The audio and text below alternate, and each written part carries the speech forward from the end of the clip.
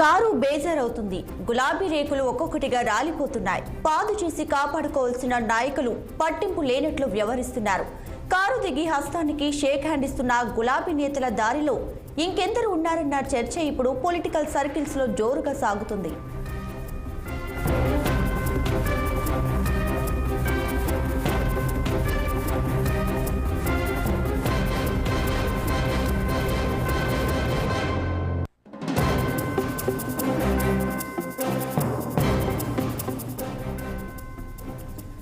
గులాబీ దళంలో అసలు ఏం జరుగుతుంది? ఒకప్పుడు కిక్కిరిసిన కారు కేవలం డ్రైవర్ సీటుకే పరిమితమైనట్టుగా ఎందుకు కనిపిస్తున్నారు? కారు దిగుతున్నా అడ్డుకునే పరిస్థితులు ఎందుకు కనిపించడం లేదు? కీలకమైన ఎన్నికల సమయంలో కారు ఎందుకింతగా కంగారు పడుతుంది? ఎందుకంతగా బేజారవుతుంది?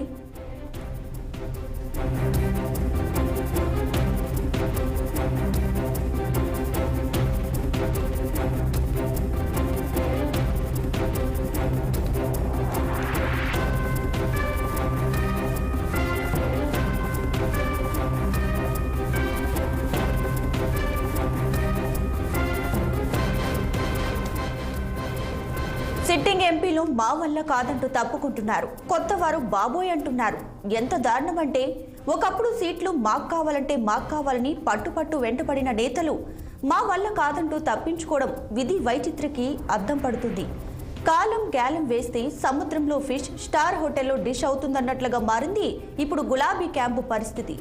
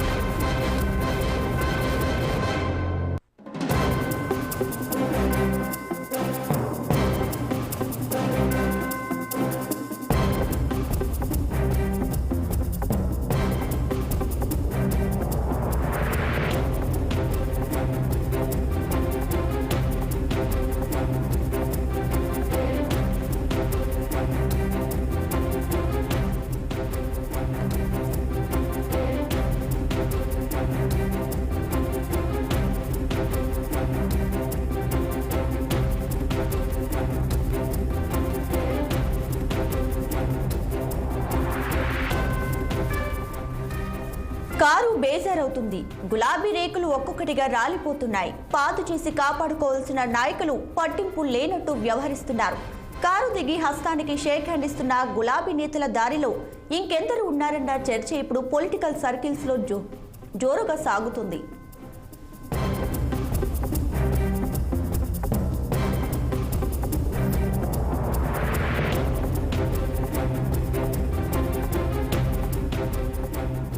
గులాబీ దళంలో అసలు ఏం జరుగుతుంది?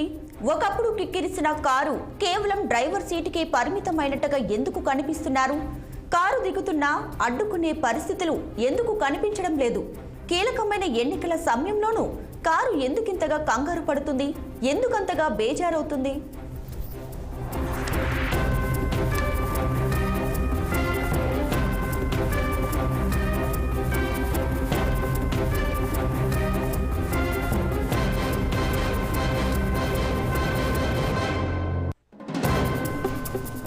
ఇక సిట్టింగ్ ఎంపీలు మా వల్ల కాదంటూ తప్పుకుంటున్నారు. కొత్త వారు బాబోయ్ అంటున్నారు. ఎంత దారుణం అంటే, ఒకప్పుడు సీట్లు మాకు కావాలని పట్టు వెంటపడిన నేతలు మా వల్ల కాదంటూ తప్పించుకోవడం విధి వైచిత్రికి అద్దం పడుతుంది. కాలం గ్యాలం వేస్తే సముద్రంలో ఫిష్, స్టార్ హోటల్లో డిష్ అవుతుందన్నట్టుగా ఇప్పుడు గులాబీ క్యాంపు పరిస్థితి మారింది.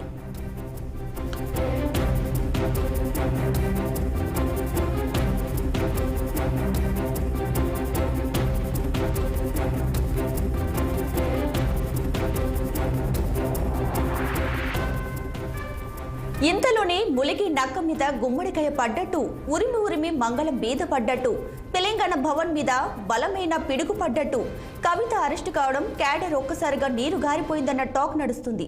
ఈలోపే ఎన్నికలు రావడంతో చేజారిపోకుండా ఎలా ఒడిసి పట్టుకుంటారనేది అసలు పాయింట్ కనిపిస్తుంది. మరి ఇప్పుడు చక్కదిద్దే మార్గం ఏంటి? అధినేత ముందున్న లక్ష్యం ఏంటి?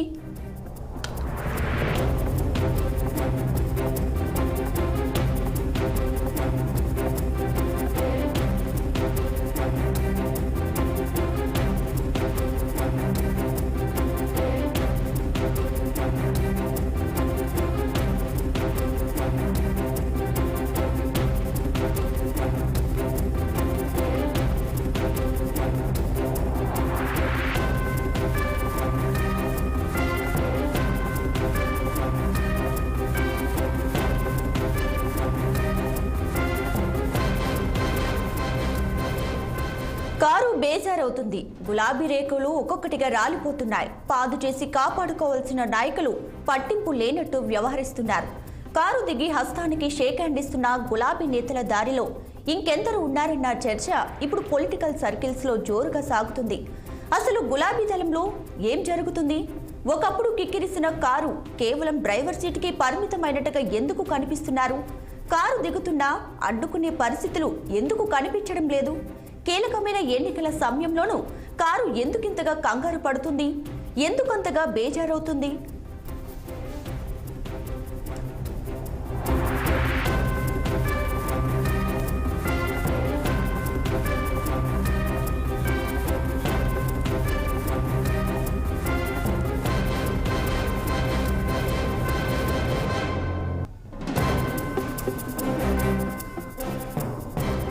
రైట్, ఇక ఇదే అంశానికి సంబంధించి మరిన్ని డీటెయిల్స్ మా బ్యూరో చీఫ్ రాములు లైవ్ లో అందించడానికి సిద్ధంగా ఉన్నారు. రాములు, చెప్పండి, ముందుగా కవిత అరెస్ట్ కావడం, అలాగే పార్టీ నేతలు ఇతర పార్టీలకు వెళ్లడం, వీటన్నిటిని చూస్తుంటే రాను రాను బీఆర్ఎస్ పరిస్థితి ఎలా ఉండబోతుంది? దీపిక, ఏదైతే అసెంబ్లీ ఎన్నికల ఫలితాల అనంతరం 10 సంవత్సరాలు అధికారంలో ఉన్న బీఆర్ఎస్ పార్టీ ఇప్పుడు కేవలం 39 మంది శాసనసభ్యులతో ప్రధాన ప్రతిపక్షంలోకి నెట్టేయడంతో పార్టీ అనేక ఇబ్బందుల పాలవుతుందని చెప్పి అనుకోవాలి. మాజీ ముఖ్యమంత్రిగా పనిచేసిన కేసీఆర్ ఇప్పుడు మాజీ ముఖ్యమంత్రిగా ఉండటం కూడా ఒకంత ఎమ్మెల్యేలను, ఎంపీలను, ఇతర పార్టీ నేతల్ని కొంత ఇబ్బందికరమైన పరిస్థితిలోకి నెట్టిందని చెప్పి అనుకోవాలి. దాంతోపాటు ప్రధాన ప్రతిపక్షంలో కూర్చుంటే ఒకవైపు ఉంటే, మరోవైపు ఈరోజు కాళేశ్వరం ప్రాజెక్టు, మేడిగడ్డ, అన్నారం, సుందిల్లా బ్యారేజీలు కుంగిపోవడం, ఆ పరిణామాలు వేగంగా రాష్ట్రంలో రాజకీయంగా పెద్ద ఎత్తున అధికార కాంగ్రెస్ పార్టీ గత బీఆర్ఎస్ ప్రభుత్వంపై దుమ్మెత్తిపోయడం, దానికి సంబంధించిన విజిలెన్స్ విచారణకు ఆదేశించడం, ఆ తర్వాత ముందు చాలా కీలకంగా తన కూతురు కవిత కల్వకుంట్ల కవిత పార్టీ ఎమ్మెల్సీ ఏదైతుందో లిక్కర్ స్కామ్లో ఈరోజు అరెస్ట్ అయ్యి ఈడీ కార్యాలయంలో విచారణ ఎదుర్కొంటున్న పరిస్థితి కూడా ఒకంత పార్టీకి చాలా ఇబ్బందికరమైన పరిస్థితి అనుకోవాలి. మరోవైపు పోలీస్ అధికారి ప్రణీత్ రావు ఫోన్ ట్యాపింగ్ వ్యవహారం కూడా కారు పార్టీ మెడకు చిచ్చుపుట్టిందని చెప్పి అనుకోవాలి. ఈ 3 పరిణామాలతో పాటు బీఆర్ఎస్ పార్టీ ఏకంగా ప్రధాన ప్రతిపక్షంలోకి నెట్టేయడం అనేది చాలా ఘోరంగా ఈరోజు పార్టీలో చర్చ జరుగుతూ ఉంది. ఇవన్నీ ఇలా ఉంటే ఒకవైపు గెలిచిన ఎమ్మెల్యేలు కనీసం 100 రోజులు కూడా గడవక ముందే నియోజకవర్గ అభివృద్ధి పేరుతోని, లేకపోతే రాష్ట్రంలో రేపు కాంగ్రెస్ పార్టీ ఖచ్చితంగా పూర్తి కాలం అధికారంలో ఉంటుంది, మనం ఇక్కడ ఉంటే ఎలాంటి ఇబ్బందుల పాలు చేస్తారోనన్న భయంతో కొంతమంది కాంగ్రెస్లో చేరుతుంటే, మరికొంతమంది ఎంపీలు కూడా కాంగ్రెస్లో చేరుతుంటే, మరికొంతమంది బీజేపీలో కూడా చేరుతూ ఉన్నారు. అయినా కూడా వచ్చే లోక్సభ ఎన్నికలను గట్టిగా ఎదుర్కొనేందుకు టీఆర్ఎస్ పార్టీ ఇప్పటికే అనేక సమావేశాలు, సభలు పెడతా ఉంది. ఓవైపు కృష్ణా రివర్ బోర్డు యాజమాన్యానికి ప్రాజెక్టుల అప్పగింతపై ప్రతిపక్ష నేత హోదాలో ఉన్న మాజీ ముఖ్యమంత్రి కేసీఆర్ నల్గొండలో సభకు హాజరయ్యారు. ఆ తర్వాత కరీంనగర్ పార్లమెంటు నియోజకవర్గ సభలో హాజరయ్యారు. కానీ అసెంబ్లీకి మాత్రం హాజరు కాకుండా కేవలం ఎమ్మెల్యేగా ప్రమాణ స్వీకారం చేసి ఊరుకోవడం జరిగింది. కేవలం తెలంగాణ భవన్లో కానీ, నందినగర్లో కానీ, లేదంటే బహిరంగ సభల్లో కానీ కేసీఆర్ ప్రత్యక్షం అవుతున్నాడు. అసలు అసెంబ్లీకి ఎందుకు రావడం లేదు, ప్రధాన ప్రతిపక్ష హోదాలో ఉన్న నాయకుడు అసెంబ్లీకి రాకుండా ఎందుకు ఉంటున్నాడనేది కూడా ఒకంత రాజకీయంగా హాట్ టాపిక్గా మారింది. ఇప్పటికే ఎంపీలు 5 ఎంపీలు బీఆర్ఎస్ పార్టీని విడిచారు. అందులో 3 కాంగ్రెస్లో చేరారు. చేవేల ఎంపీ రంజిత్ రెడ్డి, అదేవిధంగా పెద్దపల్లి ఎంపీ నేతకాని వెంకటేష్, వరంగల్ ఎంపీ పసునూరు దయాకర్, ముగ్గురు సిట్టింగ్ ఎంపీలు కూడా ఈరోజు కాంగ్రెస్లో చేరారు. మరో ఇద్దరు జహీరాబాద్ ఎంపీ బీబీ పాటిల్, అదేవిధంగా నాగర్ కర్నూలు ఎంపీ రాములు ఇద్దరు కూడా బీజేపీలో చేరారు. మరోవైపు ఎమ్మెల్యేలు దానం నాగేందర్ ఖైరతాబాద్ ఎమ్మెల్యే, మాజీ మంత్రిగా పనిచేసిన కాంగ్రెస్ పార్టీ సీనియర్ నేతగా ఉండి బీఆర్ఎస్లో చేరి మళ్ళీ ఎమ్మెల్యేగా గెలిచిన దానం నాగేందర్ కూడా నిన్న కాంగ్రెస్ పార్టీలో చేరారు.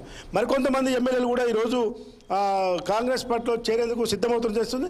నియోజకవర్గ అభివృద్ధి పనుల పేరుతోటో ప్రోటోకాల్ ఇబ్బందితో అని చెప్పి సీఎం రేవంత్ రెడ్డిని అధికారికంగా కలవడం జరిగింది. అందులో మెదక్ కొత్త ప్రభాకర్ రెడ్డి, అదేవిధంగా జహీరాబాద్ మాణిక్రావు, సునీత లక్ష్మారెడ్డి నర్సాపూర్, పట్టణచెరు ఎమ్మెల్యే గూడెం మైపాల్ రెడ్డి, రాజేంద్రనగర్ ఎమ్మెల్యే ప్రకాష్ గౌడు, అదేవిధంగా తెల్లం వెంకట్రావు భద్రాచలం ఎమ్మెల్యే, కాళ యాదయ్య ఎమ్మెల్యే మన చెవేల ఎమ్మెల్యే, ఈ 7 ఎమ్మెల్యేలు కూడా ఇప్పటికే రేవంత్ రెడ్డిని కలిసి ఉన్నారు. వీళ్ళు త్వరలో కూడా బీఆర్ఎస్ నుంచి కాంగ్రెస్లోకి వెళ్తారని చెప్పి పెద్ద ఎత్తున ప్రచారం జరుగుతూ ఉంది.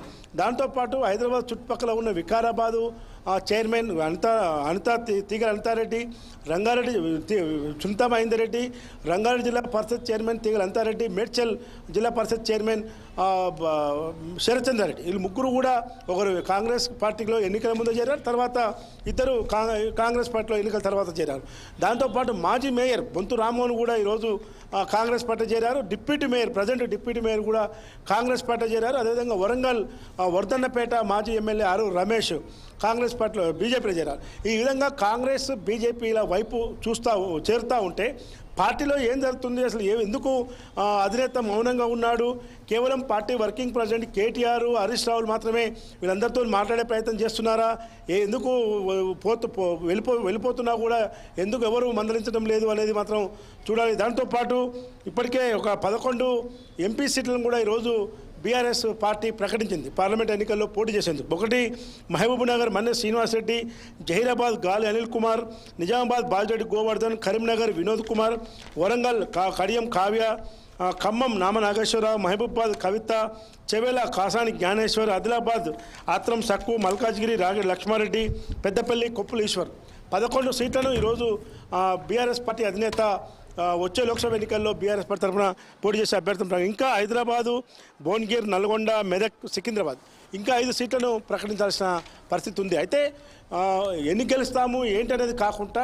కాంగ్రెస్ బీజేపీలకు ధీటుగా మా పార్టీ కూడా గట్టిగా పోటీ ఇవ్వడం కోసమే అభ్యర్థులు ప్రకటించారా, లేదు ఖచ్చితంగా నిజంగా కేంద్రంలో రేపు పార్లమెంట్లో కానీ కేంద్రం వద్ద కానీ తెలంగాణకు రావాల్సిన నిధుల విషయంలో, విధుల విషయంలో, హక్కుల విషయంలో బీఆర్ఎస్ పార్టీ గెలిపివ్వాలని చెప్తున్న కేసీఆర్కు కలిసి వస్తుందా అనేది మాత్రం కొంత అనుమానకరంగా ఉంది. ముఖ్యంగా బీఆర్ఎస్ పార్టీ అధినేత మాజీ ముఖ్యమంత్రి కూతురు కవిత ఈరోజు ఈడీ అధికారులు అరెస్ట్ చేయటం, కోర్టుకు హాజరైనా కూడా పోలీసు కస్టడీకి ఈడీ అధికారుల కస్టడీకి ఇవ్వడం, ఈ పరిణామాలు చూస్తుంటే కవిత అసలు ఎన్ని నెలలు జైలుకు పోతుంది, ఎన్ని నెలలు ఉంటుంది, అసలు ఎన్నికల సమయానికి కూడా వస్తుందా లేదా అనేది మాత్రం కొంత ప్రశ్నార్థకంగా మారింది. ఈ పరిణామాల నేపథ్యంలోనే గతంలో బీఆర్ఎస్లోకి కాంగ్రెస్ టీడీపీ నుంచి వచ్చిన ఎమ్మెల్యేలు కానీ ఎమ్మెల్సీలు కానీ ఇతర నేతలు కానీ అందరూ కూడా మళ్ళీ వాళ్ళ దారి వాళ్ళు వెతుక్కుంటున్నారనేది మాత్రం ఇక్కడ స్పష్టంగా కనబడతా ఉంది. ఎందుకంటే అసెంబ్లీ ఎన్నికల సమయంలోనే పార్టీ టికెట్ ప్రకటించాక నాకు పార్టీ టికెట్ వద్దు అని చెప్పి కాంగ్రెస్లోకి వెళ్ళిన మల్కాజ్గిరి మాజీ ఎమ్మెల్యే మైనపల్లి హనుమంతరావు మాత్రం ఓడిపోవడం జరిగింది. ఈ పరిణామాలు మళ్ళీ ఇప్పుడు ఎంపీ ఎలక్షన్స్లో కూడా కొంతమంది పార్టీ అభ్యర్థిగా పోటీ చేసేందుకు వెనకంజ వేస్తున్నారనేది కూడా తెలుస్తూ ఉంది. ముఖ్యంగా ఖమ్మం ఎంపీ నామ నాగేశ్వరరావు ఈరోజు అధినేత కేసీఆర్ అధికారికంగా ప్రకటించినప్పటికీ ఆయన మళ్ళీ వెనక్కి పోతున్నారనేది కూడా ఒక చర్చ జరుగుతూ ఉంది. అదేవిధంగా సికింద్రాబాద్లో కూడా ప్రజెంట్ సనత్నగర్ ఎమ్మెల్యే తలసాని శ్రీనివాస్ యాదవ్ తనయుడు తలసాని సాయి కిరణ్ కూడా పోటీ చేస్తారా లేదనేది ప్రశ్నార్థకంగా మారింది. మల్కాజ్గిరిలో మాజీ మంత్రి ప్రస్తుతం మేడ్చల్ ఎమ్మెల్యే తనయుడు భద్రారెడ్డి పోటీ చేస్తారని చెప్పి చర్చ జరిగింది. అదేవిధంగా ఎమ్మెల్సీ షంబీర్పూర్ రాజు పోటీ చేస్తారని చెప్పి చర్చ జరిగింది. వీళ్ళందరూ కూడా ఈ ఎన్నికలకు భయపడుతున్నారా, లేదు ఎన్నికలకు అయ్యే ఖర్చుకు భయపడుతున్నారా అనేది మాత్రం తెలియకుండా వెనకంజ వేస్తున్నారు. ఇంకా చాలా చోట్ల కూడా ఇంకా 5 చోట్ల అభ్యర్థుల్ని ప్రకటించాల్సి ఉంది. ఇప్పుడున్న పరిస్థితుల్లో బీఆర్ఎస్ పార్టీ ఎన్నికల్లో కేవలం పోటీ కోసమే పోటీ చేస్తున్నారనే వార్తలు కూడా కనబడుతున్నాయి. దీపిక, అయితే రాములు, ఇప్పుడు చూసుకుంటే ఒకప్పుడు 9 ఏళ్ల పాలనలో కేసీఆర్ బీఆర్ఎస్ పార్టీలో చేరేందుకు పార్టీ నేతలు కూడా ఎంతో ఉత్సాహం చూపించేవాళ్ళు. ఇలాంటి నేపథ్యంలో ఇతర పార్టీలకు వెళ్లాల్సిన ఈ క్లిష్టమైన పరిస్థితిలో మరి కేసీఆర్ పార్టీ క్యాడర్కి ఇచ్చే భరోసా ఏంటి? అంటే కేసీఆర్ మాత్రం అసలు చేరికల బయటికి వెళ్ళిపోతున్న వాళ్ళ విషయంలో కానీ అసలు ప్రస్తుతం మొత్తం ఓవరాల్గా పార్టీలో జరుగుతున్న వ్యవహారం పైన కానీ ఆయన ఎక్కడ కూడా నోరు మెదపడం లేదు. కేవలం కరీంనగర్ సభలో మాత్రం ఆయన ఒకరిద్దరు పోయినంత మాత్రాన మనకేమీ ఇబ్బంది లేదు, అలాంటి వాటిని పట్టించుకోవద్దు, ఇవన్నీ కుట్రలు కుతంత్రాలు ఉద్యమ కాలం నుంచి కూడా బీఆర్ఎస్ పార్టీకి కొత్త ఏం కాదు, అలాంటి వాటికి జంకొద్దు అని చెప్పి కామన్గా ఆయన స్టేట్మెంట్ ఇచ్చి బహిరంగ సభలో మాట్లాడమే తప్ప ఇతర పరిస్థితుల్లో మాత్రం పార్టీగా అంతర్గతంగా ఆయన ఏం చర్చిస్తున్నాడు, ఏం చేస్తున్నాడు అనేది మాత్రం ఎక్కడ కూడా బయటపడలేదు. చేరికల పైన కానీ లోక్సభ ఎన్నికల అభ్యర్థుల ఎంపిక విషయంలో కూడా కేవలం ప్రెస్ నోటు ఇవ్వడం, మీడియాకు రిలీజ్ చేయడం తప్ప అధికారికంగా ఆయన పలానా మీటింగ్లో మాట్లాడారు, మీటింగ్లో మాట్లాడి మీడియాకు అధికారికంగా మీడియా ముందుకు వచ్చి సమావేశం ఏర్పాటు చేసే విషయంలో మాత్రం ఎక్కడ కూడా ముందుకు రావడం లేదు. ఇంకా ఆయన మౌనం వెనుక అర్థం ఏంటనేది మాత్రం చాలామందికి కొంత అందుచిక్కని వ్యవహారంగా ఉంది. Deepika. Right Ramulu, thanks for the updates.